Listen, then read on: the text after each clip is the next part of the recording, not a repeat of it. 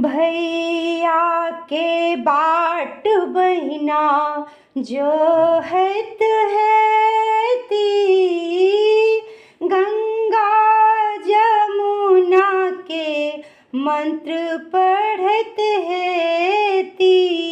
गंगा नोतै छथि जमुना के, हम नोतै छी भैया के। गंगा जमुना के जल बढ़ते ना हमरा भैया के अरदा बढ़े। भैया के बाट बहिना जोहत हैती, सिनुर पिठारक अरिपन देती। पीढ़ी म पिठार हो, पीढ़ी म पिठार सिनुर लगबैत हेती। पीढ़ी म पिठार सिनुर लगबैत हेती। काटी काटी तरुआ सजबैत हेती। भैया के बाट बहिना जोहत हैती, सिनुर पिठारक अरिपन देती। केरा परोर हो,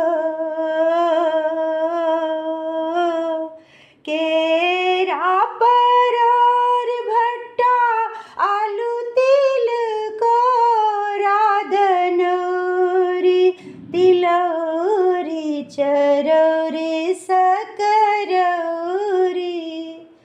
रंग बिरही पापड़ तरत हैती, भैया के बाट बहिना जोहत हैती। भैया के बाट बहिना जोहत हैती, सिनुर पिठार अरिपन दैत हेती।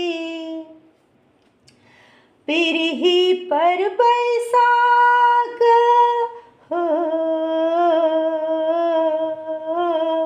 पिरही पर बैसाख चानन टीका लगेती। पिरही पर बैसाख चानन टीका लगेती। हाथ में पिठार सिनुर घर क लगेती। पान मखान सुपारी सिक्का चढ़ेती। गंगा जमुना सन आयु ओ मंगती। भैया के आयु गंगा जल सन मंगती। भैया के बाट बहिना जोहत हैती।